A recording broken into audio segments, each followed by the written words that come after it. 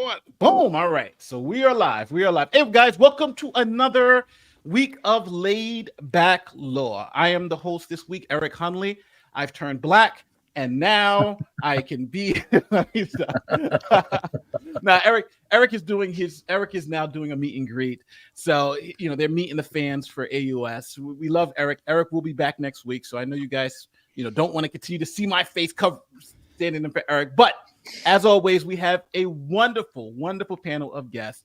First, I'm going to throw it to my friend Steve Gosney. Steve, tell the people, even though everyone knows who you are, tell the people who you are and where they can find you. All things Steve Gosney at stevegosney.com. I've written a book on it. If you're interested, I have a topic area that you might be interested in. So that's pretty much it. In the meantime, I'm on my lunch break. Potentially Sean, potentially criminal. He's another one of our guests, longtime friend of the show, longtime guest. Sean, tell the people who you are and where they can find you. Yeah, run Potentially Criminal, guys. We do, talk about what's going on out there in the world. Try to focus on the criminal stuff, but there's other funny things out there. Show every Thursday night at 9:30, so you just missed it. Come around again for next week. And yeah, that's really it for today. But anyways, happy to be here. All right. Moving right down to the Brady Bunch down in the corner right there. MLS Law Show. Hey, you know the question. Who are you? Yeah. Where can they find you? I'm a lawyer sometimes, and I play one on YouTube as well. Check me out, MLS, and covering a lot of trials and some other topics and things like that. So it's right there, MLS. MLS Law Show. Don't forget, people, make sure and as you can see, our wonderful mods are putting the links in the chat. So make it nice and easy for you guys. Southern Law, Steve, Southern Law. You know the question. Let the people know who you are, where you're from, and where they can find you. Well, it may sound like I'm from New York, but I'm actually here in the South, North Carolina. That's the name of the show, Southern Law. Do the weekly docket. I did it this morning. I don't give legal advice, but I did give some life coach advice on how to try to stay out of jail this morning. So if you want to know a tip to how to not be arrested for murder, which is basically don't commit murder, check out the show from this morning. And last, but by no means least, we have Chandler Remington, who I did meet in Houston. And Chandler, tell the people who you are and where they can find you. Sure. Hi, everybody. My name is Chandler Remington. I am a paralegal from Los Angeles, California. And you can find me at Remy, REMY_legal.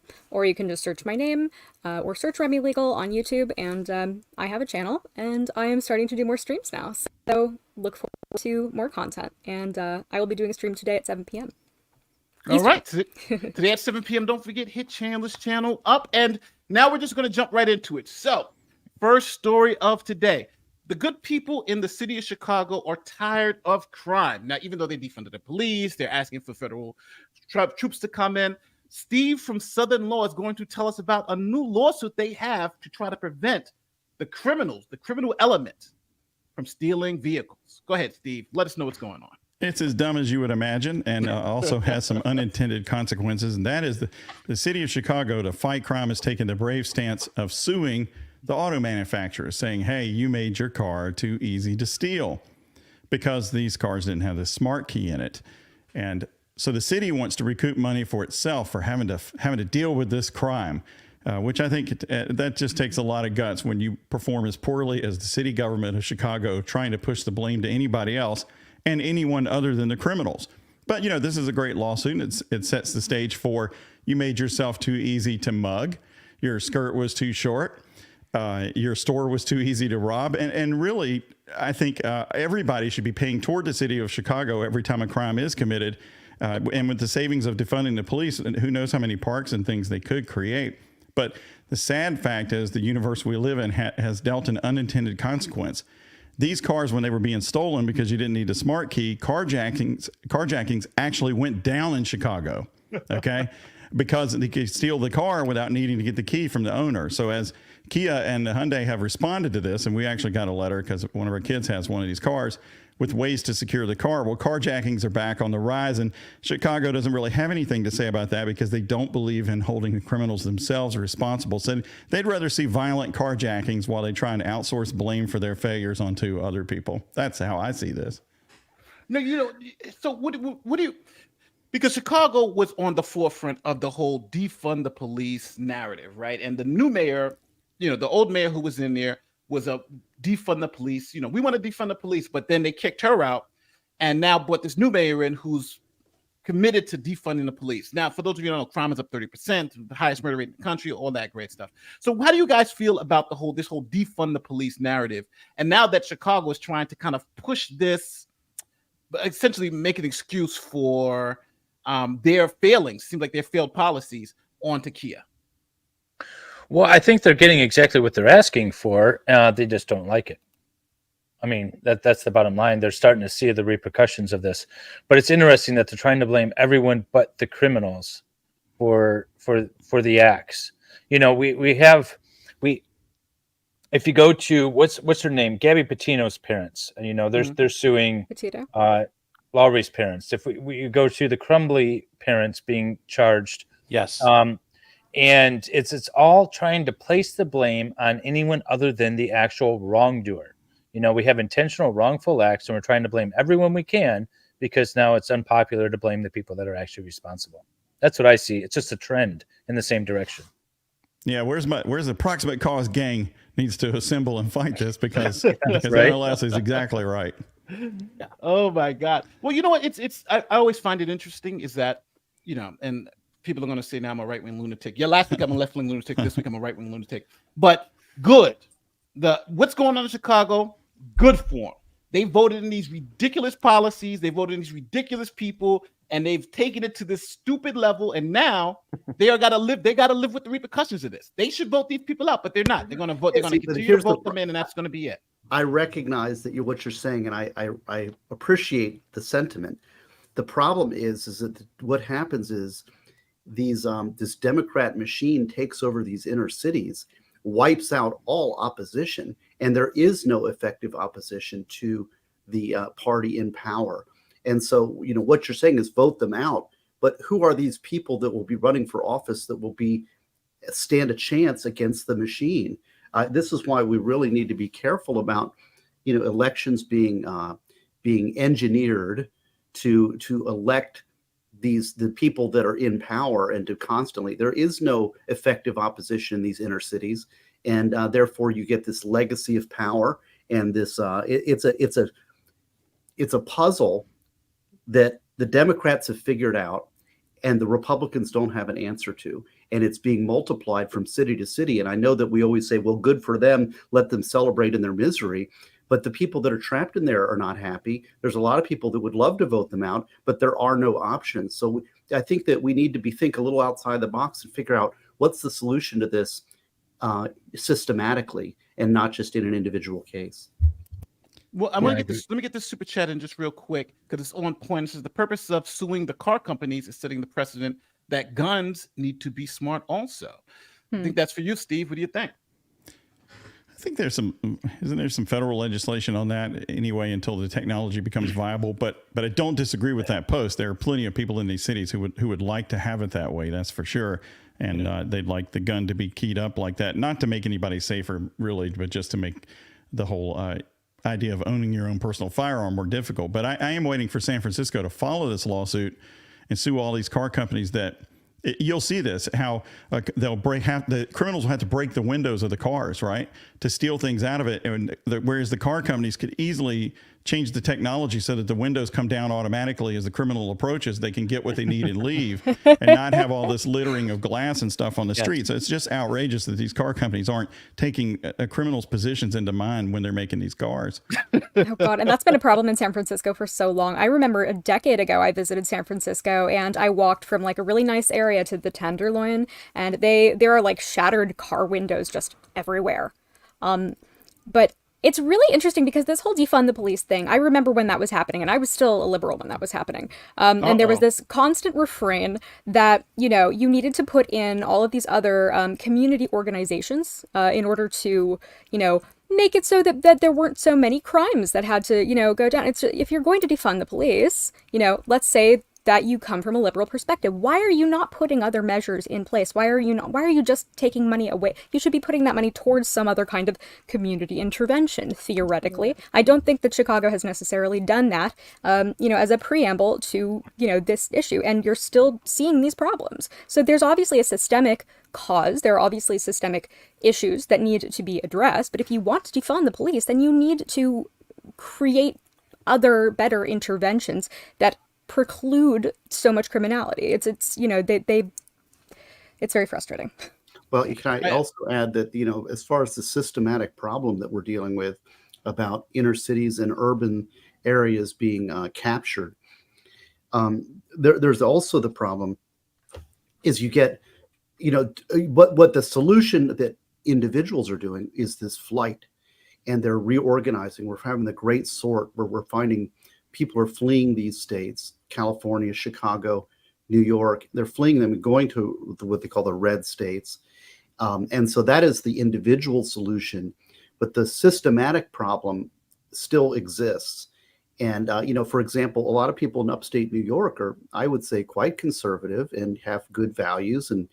But the monster of New York City just drags that whole state over to the Democratic Party, and the Republicans really need to have an answer for this. They don't. But to be fair, though, New York City did elect Giuliani twice, and he was hard, but it had gotten to hell before he got in, right? New York had essentially gone to hell during the crack epidemic. Yeah, where is Giuliani now? Came in. Now he's going to prison, unfortunately. But they're trying to. They're trying to put him in prison. They're trying to criminalize anybody who wants to challenge the machine. They want to put him in jail, put him in prison, bankrupt them, destroy them down to the earth. So that's what you have if you want to run against the machine. And this is a problem for everybody across the board. It's not just Republicans. Republicans have been limp-wristed, as far as I'm concerned, in dealing with the systematic challenges that are being confronting the nation, and failing miserably, I would say. I don't know. I mean, I'm just posing the problem. Yeah, well, my only pushback was that with Giuliani came in as a hardcore Republican. We're going to lock him up. We're going to do this, and he did. He literally changed the system in New York City. And then Bloomberg came in, and the same thing with stop and frisk and everything. He ran as a Republican. So Republican had 16, almost 20 years of dominance as mayor of New York City. So I think it's possible. But I think people just have to eventually wake up, and then they handed it over to Democrats, and now we have the madness that we have now. Before I went, we're going to go ahead. I was going to say the big thing is though, Giuliani became mayor 30 years ago, so that's I think the problem with the. Oops. Yeah, you're right. The time when it happened. Before we move on to the Whitney, because I wanted to cover the Whitmer case, but I wanted to show something very interesting that's happening in New York now. Obviously, that migrant crisis has been going crazy in New York, but in the past couple of days, there have been major violent protests in New York about the immigration crisis because it's gotten out of hand. So here's the local news report about what's happening in New York. Protests turning violent amid a growing humanitarian crisis in New York City as migrants and asylum seekers continue to arrive. Immigrants are welcome here. About 100 demonstrators on both sides of the issue clashing outside Gracie Mansion, the mayor's official residence, and calling on Mayor Eric Adams to open the doors to house migrants there.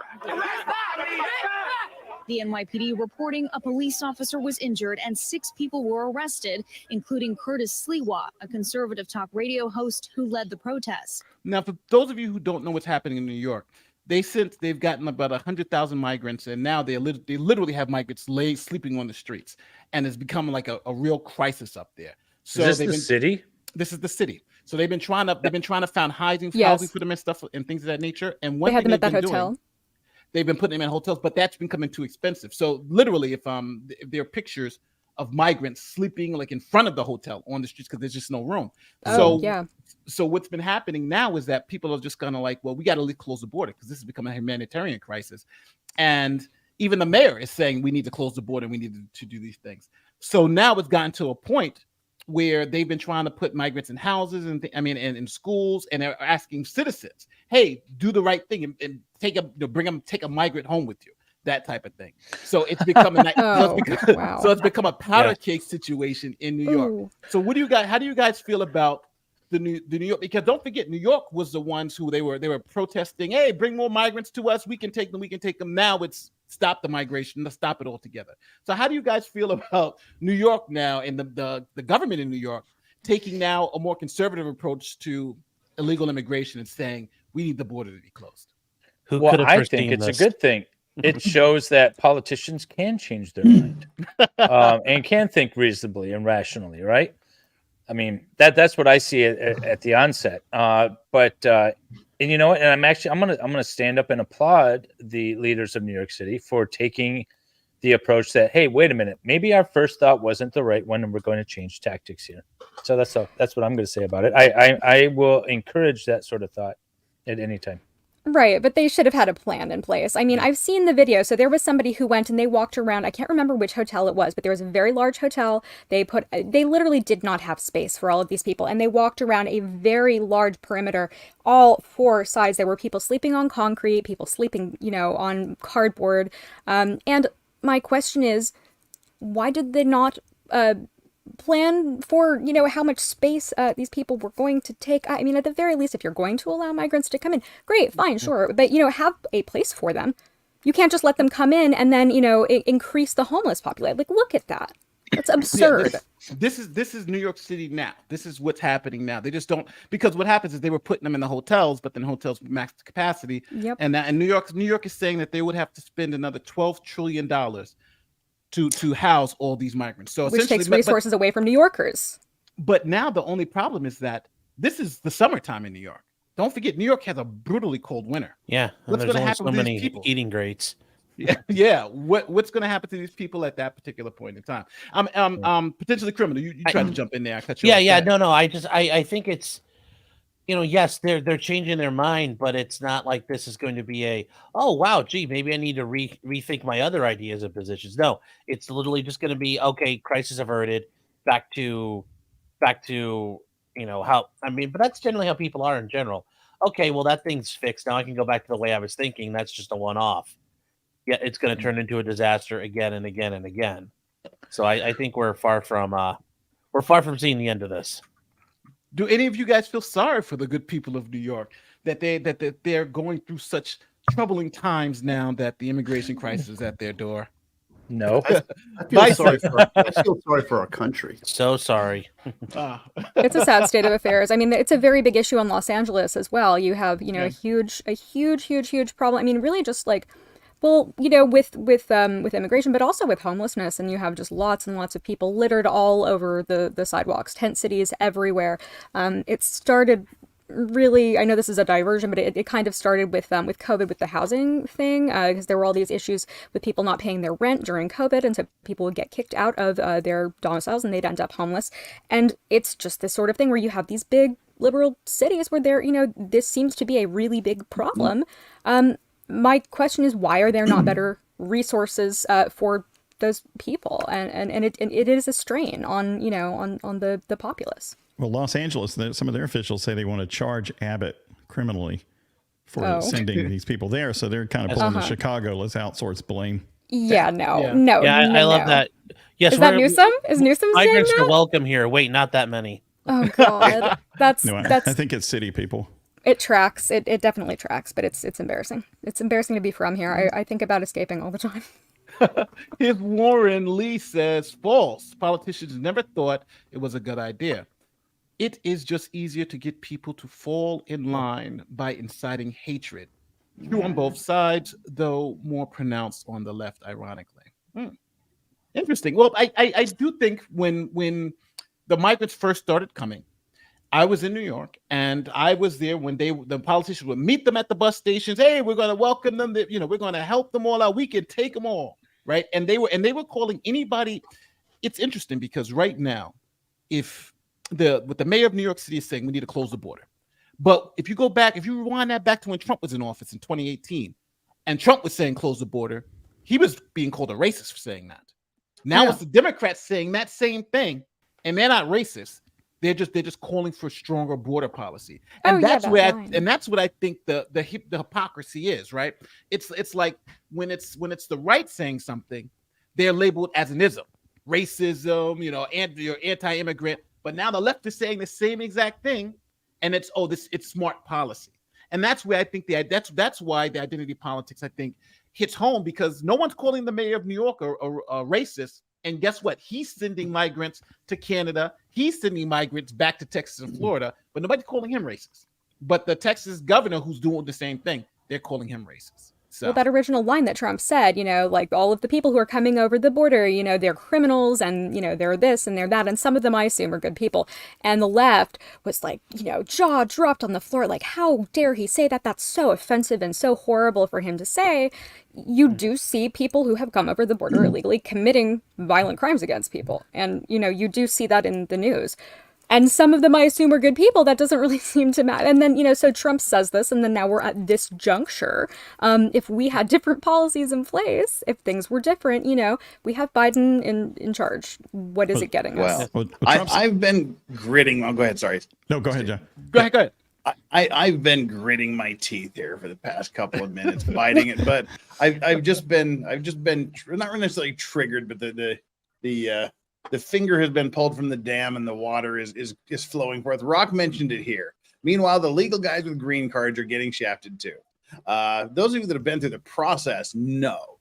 Back when I had a wife, getting her green card was absolute. It was an absolute nightmare financially, time investment wise, procedure wise, bureaucracy wise. And one of the first things you have to do is sign a paper saying you guarantee you will not apply for public assistance. I think it was for 3 years or 5 years back when we applied a billion years ago.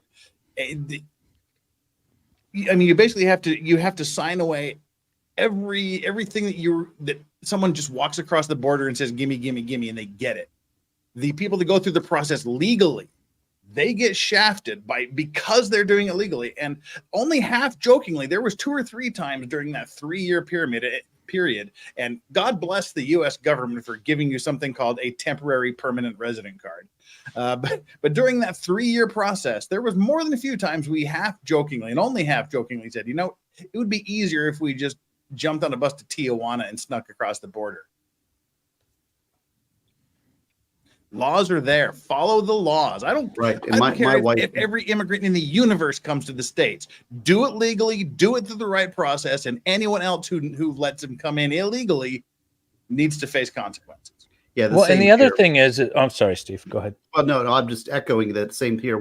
My wife is now a citizen. She had to go through the process, and it was extremely difficult and painful. And I'd say probably 20% of the Philippines would migrate to the United States if there was an open border like they had in the Mexican border. I was just going to say, everyone gets down on the United States for saying, hey, if you're going to come here, we want you to go through a process. No other country is ever criticized for having the same approach. That's true. Matter of fact, it's harder to immigrate to Mexico than it is to the United States. A lot of people don't realize that, or try to become a citizen of Canada and see the hoops they make you jump through for that. So, I remember that was all during the first Donald Trump. If he wins, we're just going to go to Canada, and Canada's like, well, no, that's not how that works. Yeah, Canada's like, we don't want you here. That's no. Mm-mm. Yeah, it's going to take like 4 years. You got to fill out all this paperwork, and there's a lot to go through. So, well, let's move on to now we're all lawyers, so we love trials. So we're going to move on to the Whitmer trial. MLS Law, please tell us what's going on with this crazy trial. Well, so it's a lot of hearsay and storytelling thus far. Now, I'll tell you that I'm only up to day 4 of this trial. It is currently on, I believe, day 8. So I'm about halfway through. It's still the same first witness who is essentially storytelling. Everything is being admitted backwards. But even if we're going to, and what I mean by that is they're like, oh, so the Boogaloo boys, the Boogaloo boys think all this. Boogaloo means Civil War and all this stuff without establishing any of the foundational evidence that's required. But let's just set that aside for a moment and understand that even if everything that's being established thus far, even if this is true, it doesn't implicate the actual 3 defendants. the entire focus of this case is on Adam Fox and Barry, whatever his name is, their conversations, their potential motives, and absolutely nothing else. But shockingly, this is a Michigan judge. This judge is on the other side of the state for me. But he's essentially, it sounds like, in the prosecutor's team. He was dealing with an objection the other day on hearsay, essentially a hearsay thing with a bunch of memes and things like that weren't posted by the defendants and weren't even known whether or not the defendants even saw these things.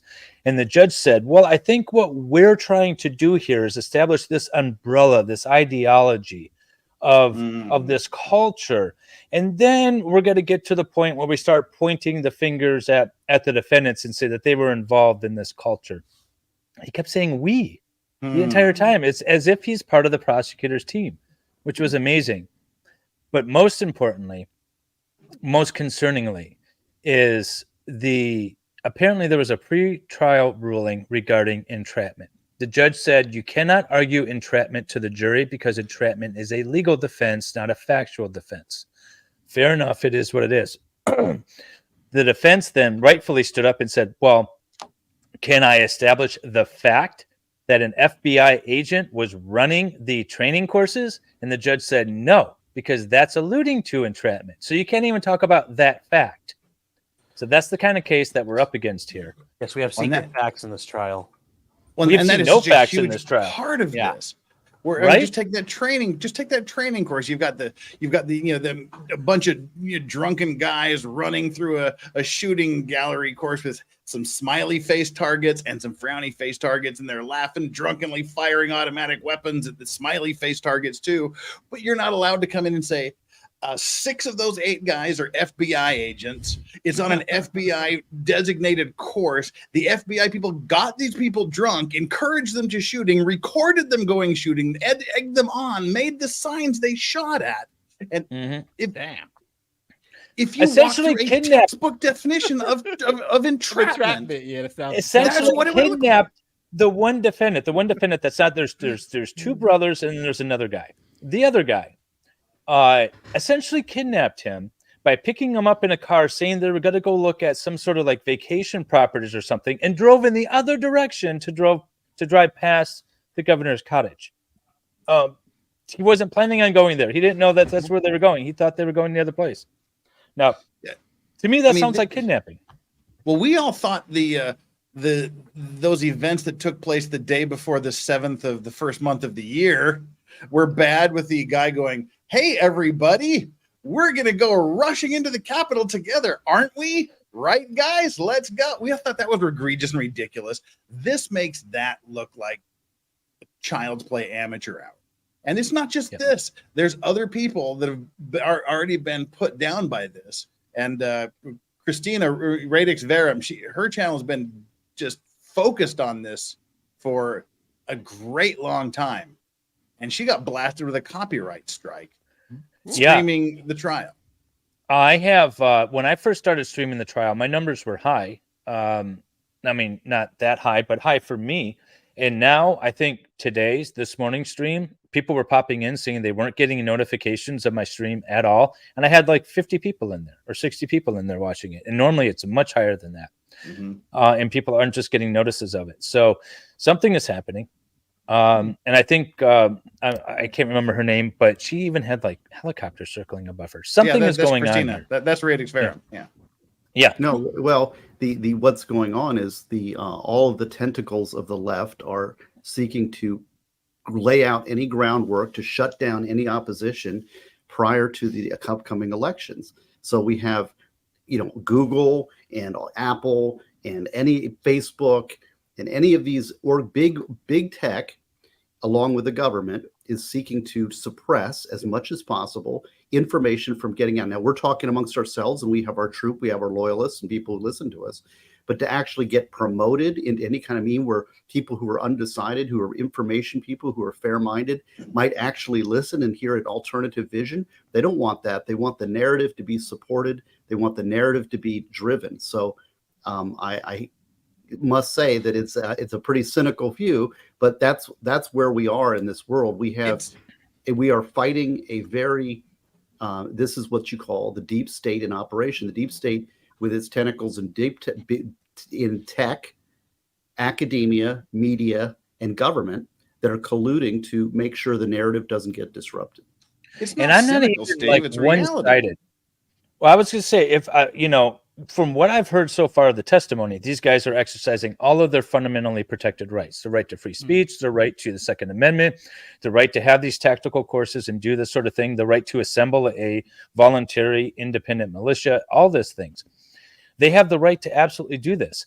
Now, if I see testimony that these guys actually intended to kidnap the governor, I'm going to say they're guilty of attempted kidnapping of the governor, because that's not something you do. Yet I'm still shut down, or I'm blocked, I'm not promoted, and things like that. It's just, it's absolutely ridiculous. Shadow But I banned have is the word you're looking for, David.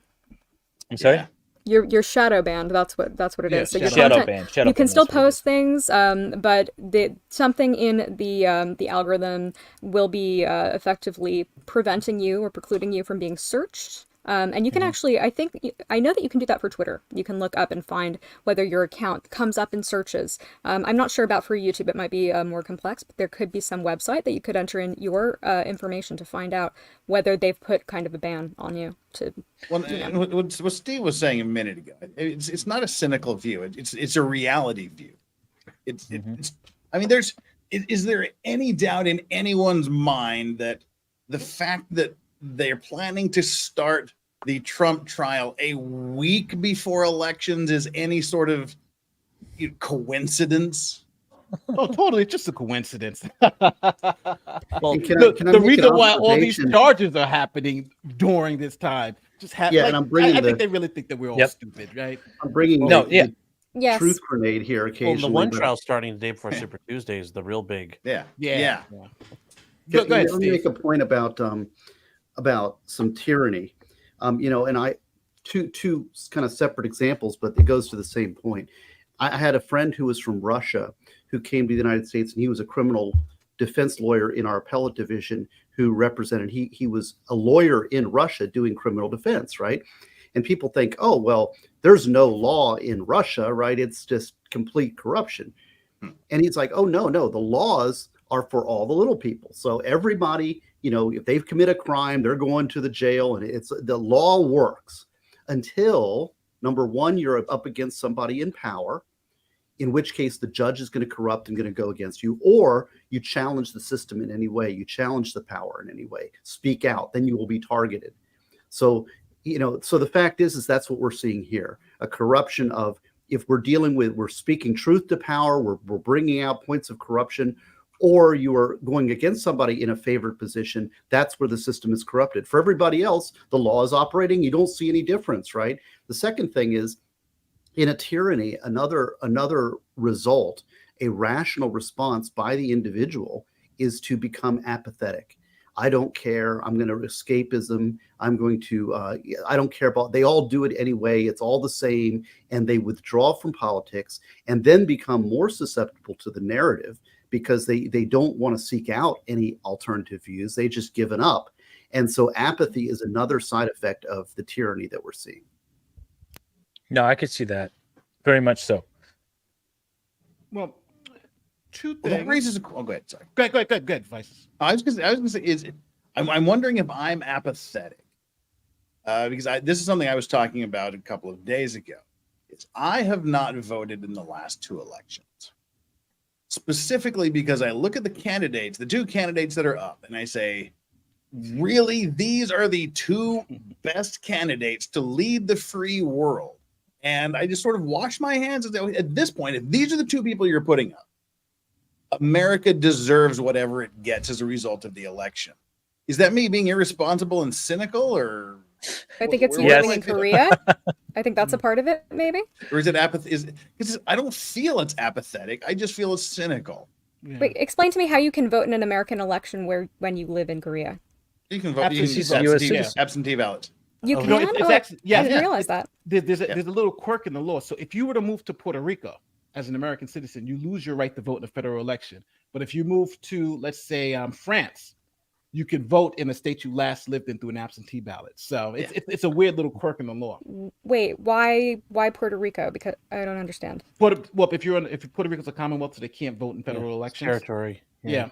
Yeah, So it's like I did not know Guam, that. Puerto Interesting. Rico, and Right. Saipan, I think. so you have the weird instance if you live in Puerto Rico, you can't vote in federal elections, but if you live in Paris, France, you can. It's Huh. a weird little quirk in the law. Let me I get don't these two know. super That chats before we move on. something rings wrong with that, but I will let my natural skepticism float on by. Yeah, it's weird, but it's true, it's supposed to be. I forget the name of the act, the act that lets you go through, but it is true. Hello panel, Nate. I am 71-year-old Arkansas commentator. Escaped from New York, predicted Manhattan Island's fate. Yes, I remember Escape from New York. Just replaced criminals with illegals. Question, Nate, fellow New York. I voted for Ronald Reagan, down on Patrick Moynihan. The courthouse, that's where I was sworn in. Saw Ronald Reagan walk through the smoldering South Bronx, which was crazy. It was like a war zone. And enamored by Moynihan.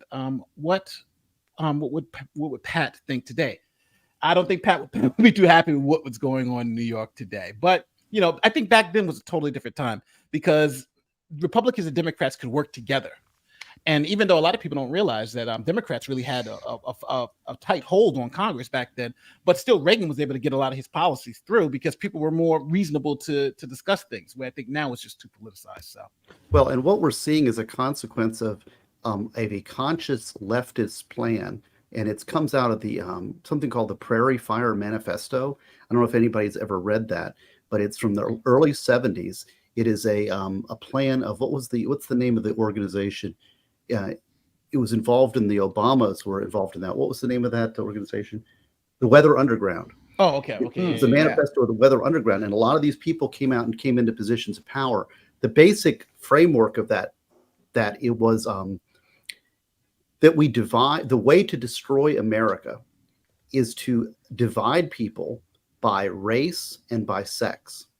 And so you're seeing, and I know Chandler covers a lot of the battle of the sexes kind of things, and this weaponization of the sexual relationships and the destruction. What we're seeing in our whole male-female relations has been disrupted in our culture.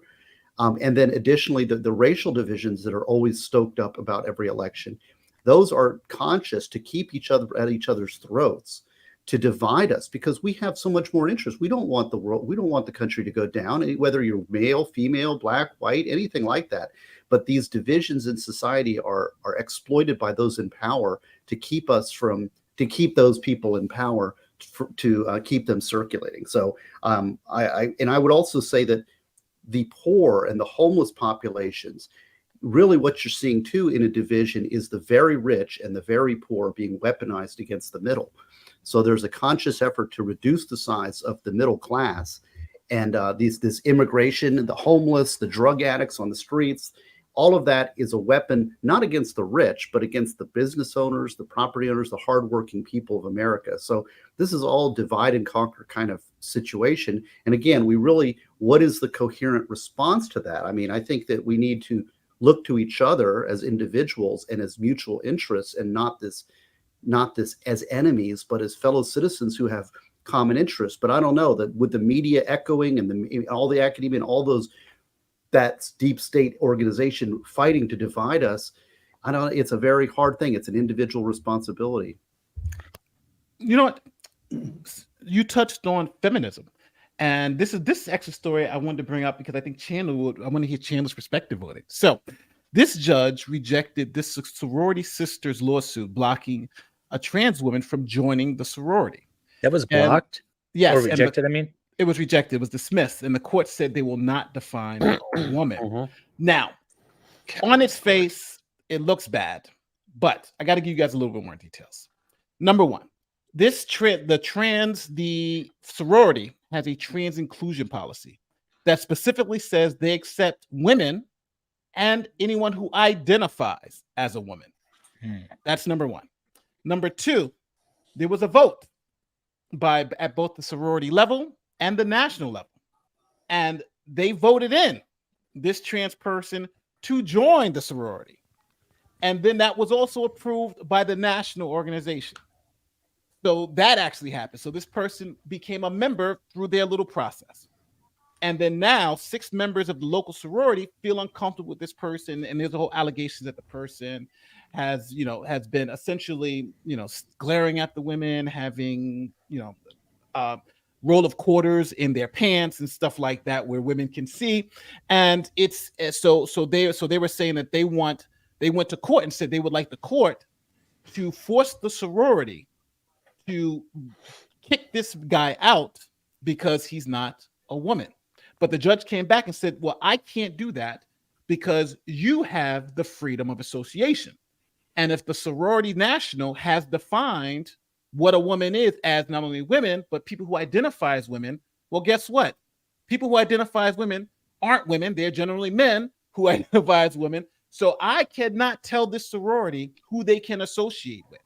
And that's the reason why he kicked out his lawsuit. Now, Chandler, I know you. I know a couple of people knew a little something about this lawsuit, but how do you guys feel about the judge's ruling? Because some people are going after the judge, saying the judge is crazy. Some people are going to sorority, saying the sorority sisters get what they deserve. Chandler, I'll throw it to you because this is your topic. This is all in your sphere. How do you feel about this? You're muted. Thank you for telling me. I'm glad. That's a really good question. So I'm glad that you're asking me because it's kind of challenging. I think one of the issues here is that you have these, it sounds like, so you say there are 6 members of the sorority that are uncomfortable with this, right? Yes. Generally within Greek life, things go to votes. You have to kind of be able to have a consensus. If you're living in a house with all of these other women. Now, I'm not sure, I haven't read this, but I did see the story. I'm not sure if the circumstances are that this trans person is living in a house with these women. I can understand why the women would feel uncomfortable. I can understand why they specifically would not want a trans person in their sorority, but they had to be aware of that bylaw.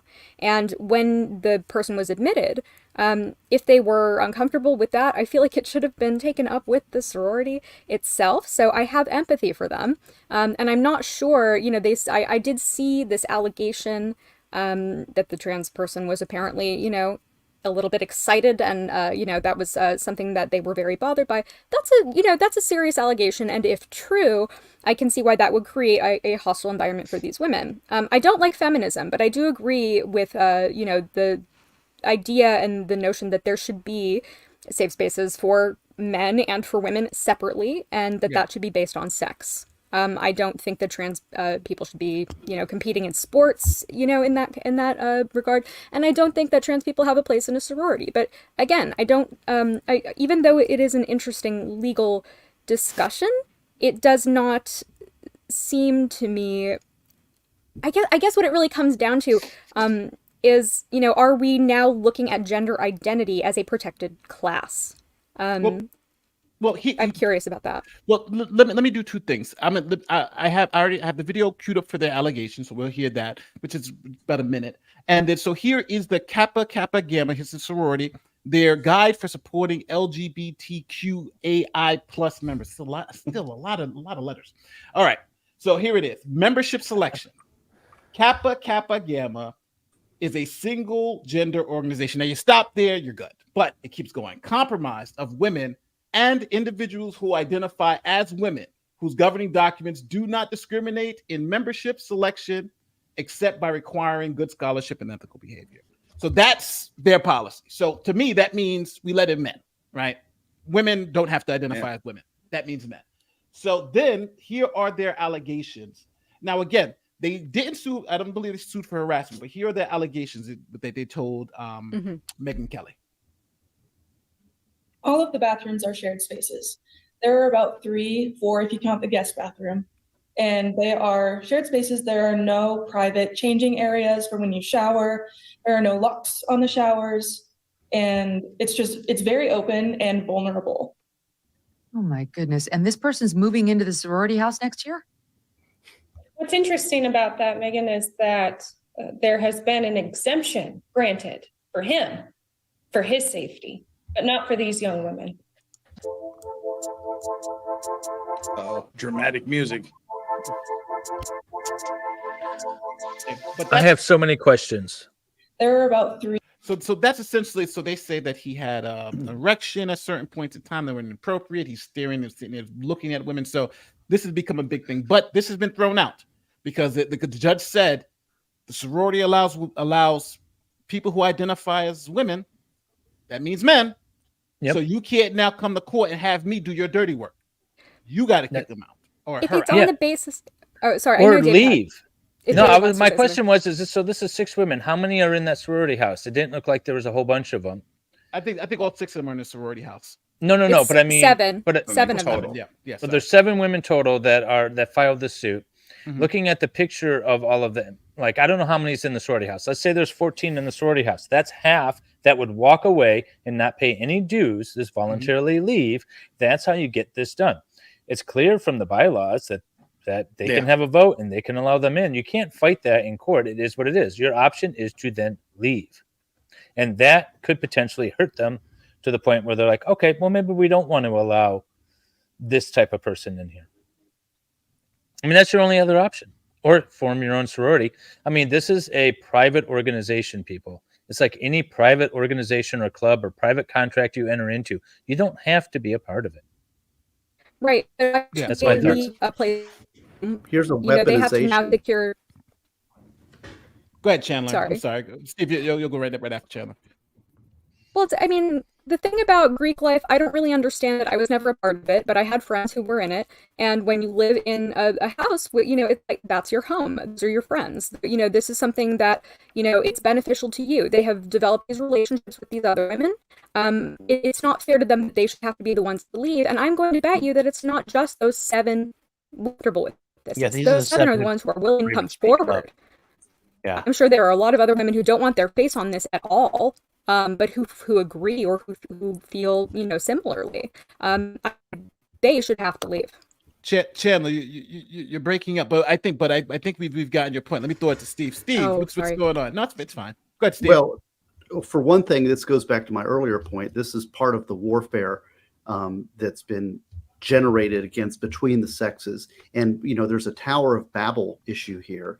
Going back to our biblical lessoning. And that is, let's confuse the language. And let's confuse the language sufficiently that everybody's confused and nobody knows what's going on. That's part of what's going on here. I mean, men, let's just define men as the people with the XY chromosome and the females with the XX chromosome, and not get into whether you choose to be one or the other. Let's look at something objective. But nice science, Stephen. Steve, but before, to ask the panel, do you think this judge got this case wrong? Let me go to Southern Law first. Southern Law, do you think the judge got this case wrong by throwing this out? Well, I had seen, Nate, what you said, which was the judge said, listen, you guys have your voting process, your membership process. This person is included in that. So the court's not going to try and create a definition of woman that changes the nature of the organizing documents of the sorority. So hearing that, I don't think the judge is wrong in this case. I think if women care about this and want to have a private spaces, because, some of these trans people may be legit transit. And then, of course, as Trump said about the border people, there are some bad hombres, right? You're going to get people who are going to take advantage of this because by nature, people will want to use that. And women can start to take it seriously or not. But 7's it's a significant number. And I agree that if they were to walk out, that might have an impact. But why isn't it more than that? Why don't they care? Are they being told that if you care about privacy, you're the problem? I think that's what they're being taught. Yeah. No. Go ahead, Sean. No, I very much think so. That's part of it. But yeah, it is. And, they have the rules. They all voted on these rules. And, it's kind of one of these ideas where when you're so open-minded, sometimes your brain falls out that, this, I'm sure that when this was being discussed, nobody stood up and said anything of like, oh, well, wait, this could happen, because they would probably get shunned or treated poorly. But this was a very foreseeable result, and I think given what was presented, this has to be the result for now. But we also know that should this sorority change its course, he's going to come into court screaming and hollering that, oh, they're hurting him because he's trans. Yeah. Well, I think he has a great case, because he's like, hey, there's the policy, right? The policy doesn't say women only. It says anybody who identifies. I think the sorority does like, oh wait, yeah, we do need to fix this. I'm sure he comes in running, screaming with his hair on fire. Go ahead, But Steve. no, for right now, yeah, they set up they poorly defined their rules, and somebody's operating within the rule set that's been set up. I have a question, and I'm confused about. I don't know it about. I've heard about the case, but I don't know it detailed enough, like maybe you guys do. But it seems to me, when I was back in the day, when I was in a fraternity, forget men or women, you had to be invited into the fraternity or the sorority. Yes. That's what happened here. So how was this person invited? They invited. Well, that's something I wanted to bring up, actually. Go ahead, if I may. So I think that there's an issue. I can imagine that there was some discomfort perhaps with this person joining, but the problem is you don't want to look like you are discriminating against a trans person who wants to come into your sorority. So they might have been kind of backed into a corner in accepting them. Yeah, well, I mean, I don't know how it exactly works at Montana, but if this, they came around asking for a bid and they wanted to join and this is the only one, then they prefaced them number one, and however it works there. Yes, I would be willing to bet this wasn't a, if nobody accepts them, it's all going to be okay. And the university's fine with that. I'm sure that would have been a very adverse outcome. Well, just to clear up with the facts, the person did try to join initially, was rejected this first go around, and then this was the second go around. The person got in. Now that happens generally for fraternities and sororities. Sometimes the person hung out with them, and then the person, we'll let him or her in the second time. So, and don't forget, the local chapter voted to let this person in. The national chapter then approved it. So the person did go through all the legal steps to get in. It's just now. So it's like, at what point would your argument now? This may be the first time I've been more cynical than Sean, it seems, and it scares me. But I can just see the group of girls going, oh my God, we're going to be part of this sorority and it's so inclusive and we're just the most progressive people ever. And oh my gosh, they're so trans friendly and we get to go do it. And look, we have someone here wants it. They can be the figurehead. We actually have a trans person here. And then they wake up and they see their first erection and they're like, whoa, wait a minute. I don't know about that. Reality sets in and like, well, this isn't, we wanted inclusion, but this isn't what we thought it looked like. And it's buyer's remorse. I don't necessarily agree.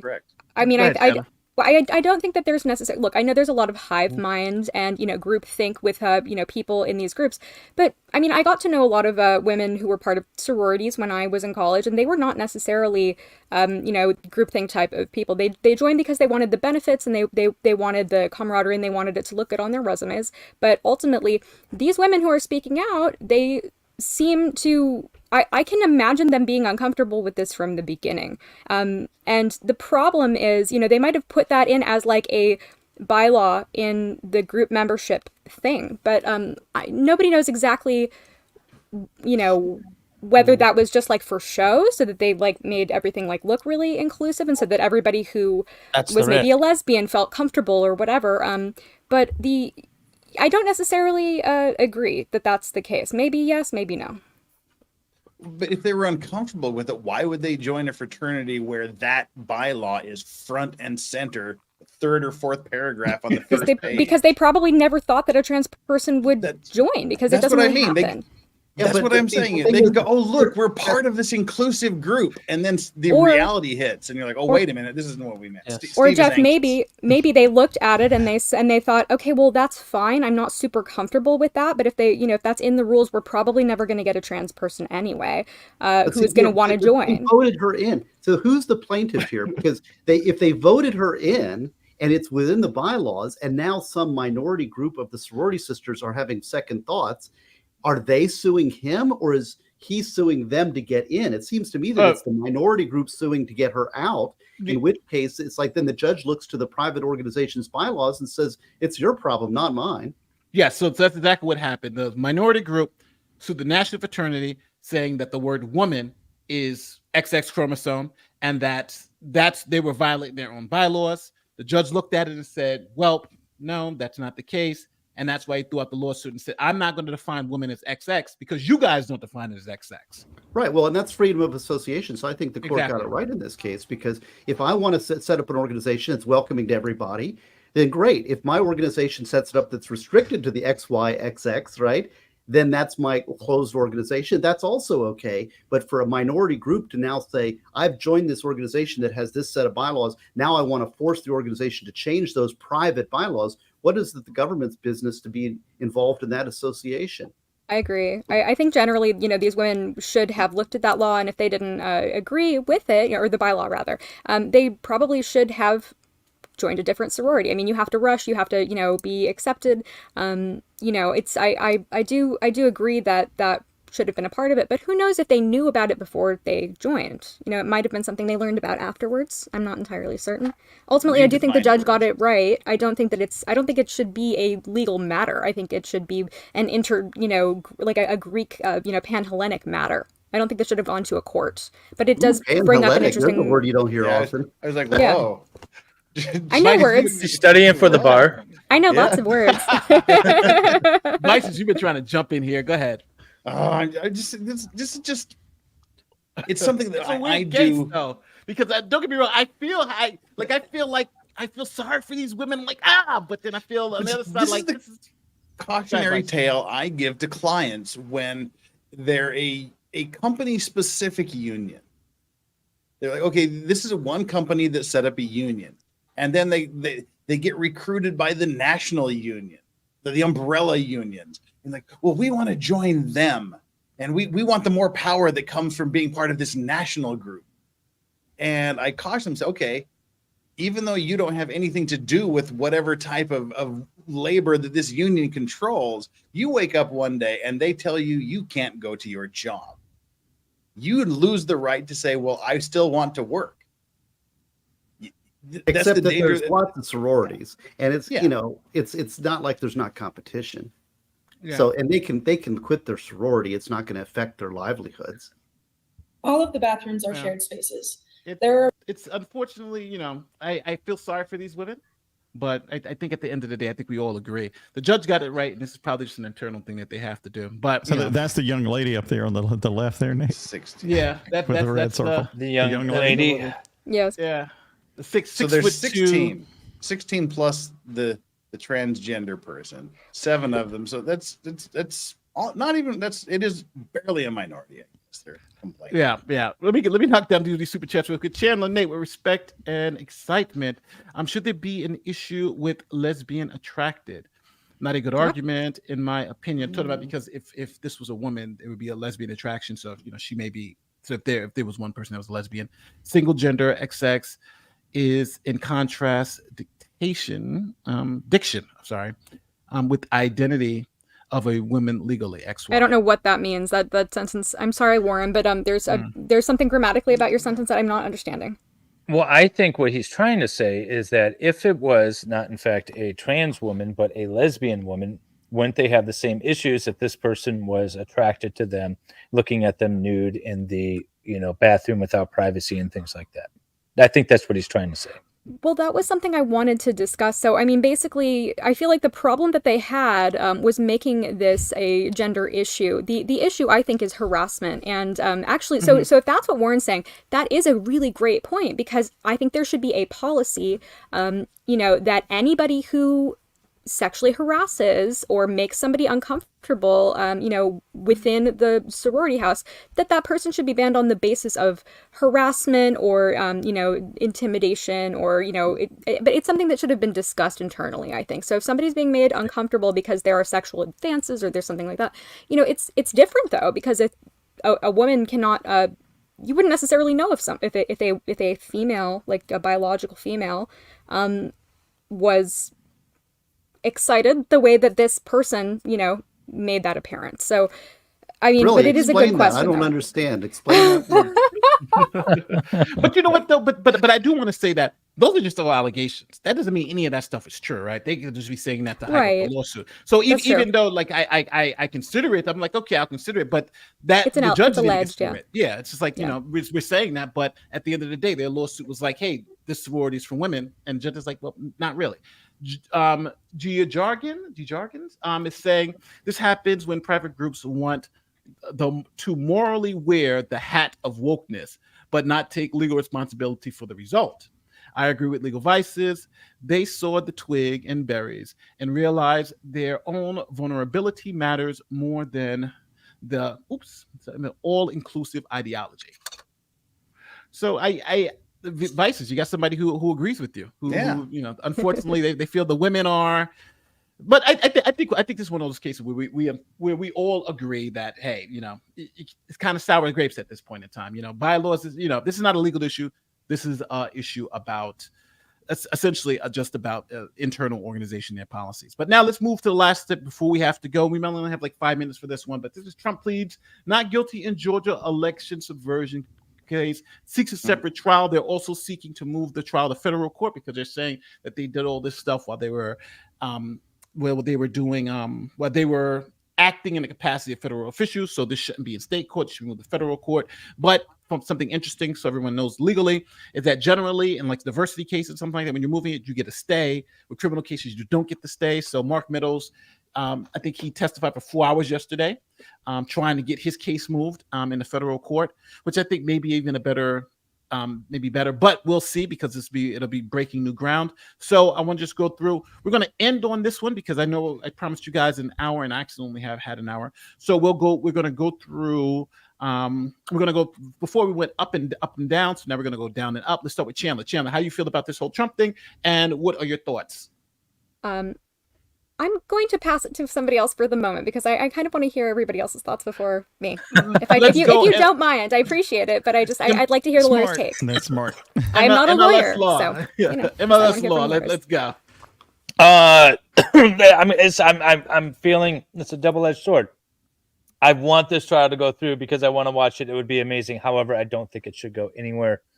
At the end of the day, he's a government official acting within this government capacity. First of all, it should be at the federal level. So that should be granted. I don't know if it's going to. We have kind of some rogue state judges, it sounds like, potentially in this case.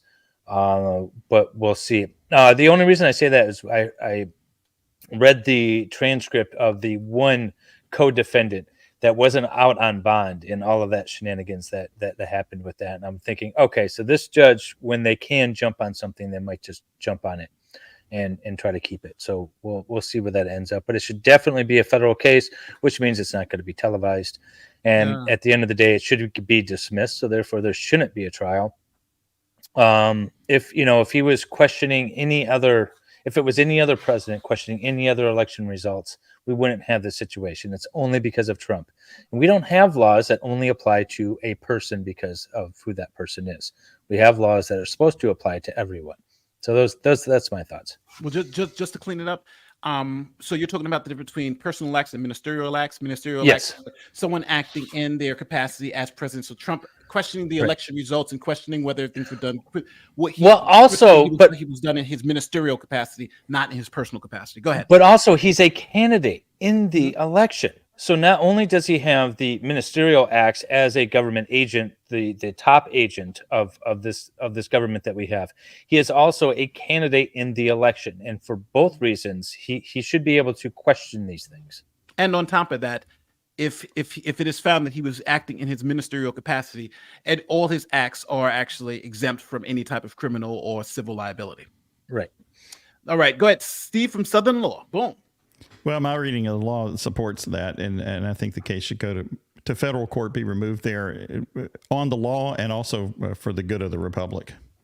Oof, I like that. I like the good of the republic. Legal Vices. What say you?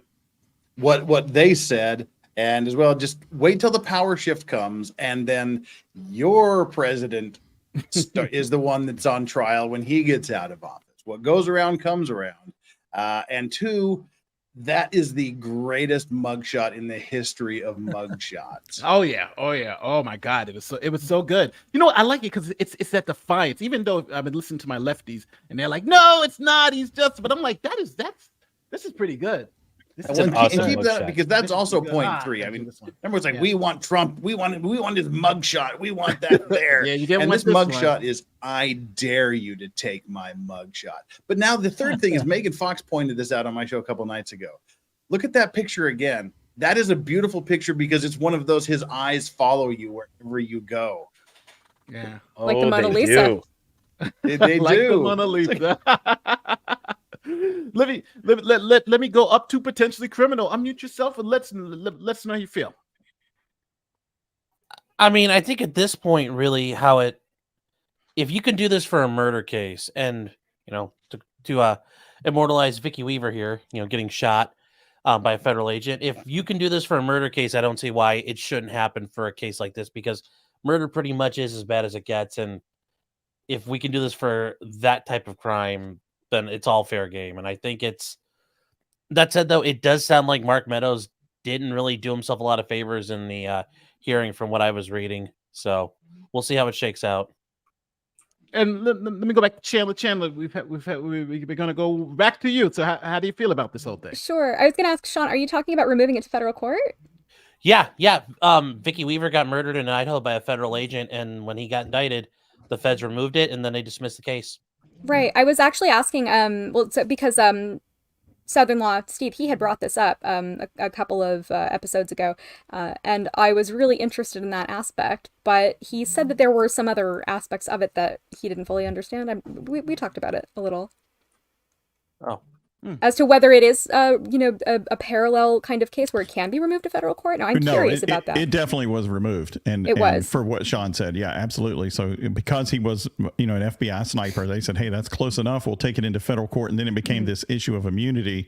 And there was an on-bank rehearing, I think, which I didn't see that case the first time I read it, but it really doesn't impact what we're talking about here. But because I think they ended up saying that the district court should not have concluded as a matter of law that immunity applied, but it needed to have factual findings.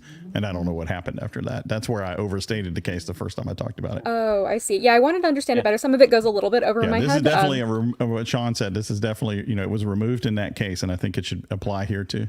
Yeah, if you're a federal official acting in your capacity as a federal official, the federal courts have jurisdiction. But that would be very interesting to see. Yeah, that would be interesting to see if that ends up occurring. I'm wondering whether his legal team is going to make a move like that, if that's something that is on their minds. I'm very curious about that. But ultimately, I think that the way that he orchestrated the timing of the arrest is just turning out to be a really interesting sort of campaign strategy for him. And as I mentioned last week, I still thought it was very funny that Megan Fox said, I wasn't going to vote in the next election, but I'm voting for Trump now on the basis of his mugshots. There's something about it that just his indignation. Very intense. He has this very righteous indignation that is unmistakable. And it is a powerful, intense image. And I think that there is something about it that might reflect the feelings of a lot of Americans about the state of America today, and it might be the best advertisement for Trump, running for this next election. So it has that effect. It's uncanny. Well, listen, thank you guys for all of your thoughts. I'm going to push to Steve. Steve, now and I know I have two questions to ask you. First, I wanted you to talk about the interview that you just had with the exoneration of the death row inmate, and then give us your thoughts on this Trump stuff. Yes, if anybody, people should really watch. I had a Rumble and YouTube interview with a fellow named Herman Lindsay, who is an exoneree off of Florida's death row, and really a worthwhile interview if you haven't caught that. And Legal Vices is going to be on tonight at 8 p.m. You can come over visit, and look forward to having that. And yeah, so please do that. Now, as far as the Trump indictment, yes, I agree. This is not a legal case. This is a political act. It's our criminal justice system being politicized. And I'll say, I think I have an answer to all of these things. I think I have an answer to the questions that are confronting our country. And it's an overall solution that we all need to look at. And this is really important. And I will say that if we act individually, right?